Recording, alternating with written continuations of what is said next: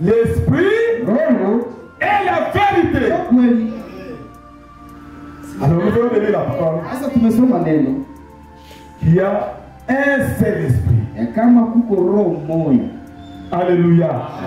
Un seul esprit. Et l'esprit et la vérité.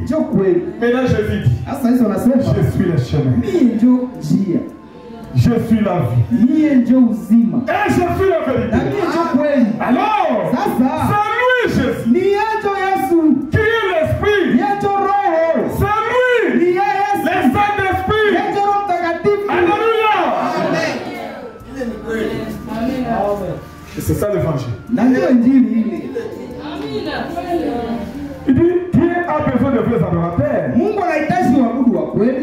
Au verset 24, il dit, Dieu est esprit. Et il faut que ceux qui l'adorent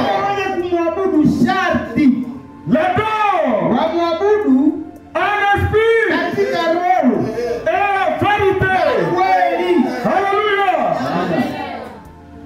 Si les gens veulent l'adorer,